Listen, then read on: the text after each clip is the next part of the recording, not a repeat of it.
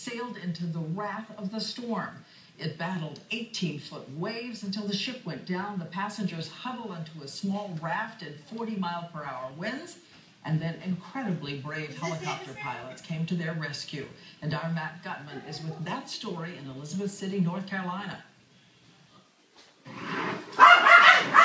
up! Hey! Shut up!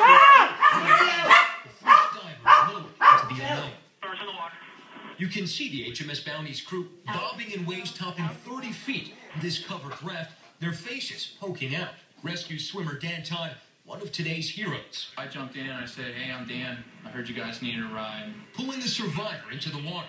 He would then swim him to the helicopter, the pilot fighting to hold steady at barely 30 feet. Survivors hoisted up one at a time. You have 20 to 30 foot waves hitting you from different sides. I was tired after 6, and then we went straight over to the next life raft that had 3 more people. 14 people total were plucked from the mountainous waves, then the 2-hour flight back to land. Lieutenant Jenny Fields was one of the pilots. As we left the scene, some of them started getting a little emotional, realizing that they had left shipmates behind. Partly because 2 sailors are still missing. This chopper going back to look. The 3-mast Bounty featured in Mutiny on the Bounty and Pirates of the Caribbean, accustomed to heaving seas. Just look at the ship pitching torturously in this video taken aboard 2 years ago.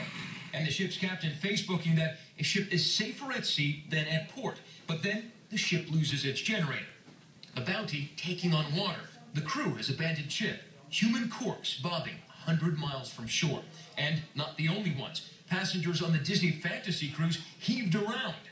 Water sloshing over the decks, doors slamming. Terrified passengers told to stay in their rooms. Just stay in your cabins. And Diane, the Coast Guard told us just moments ago that they went back out to sea. They managed to find one of those 2 missing people and tried to revive the woman. She was unresponsive. The captain of the Bounty, Diane, is still missing out at sea.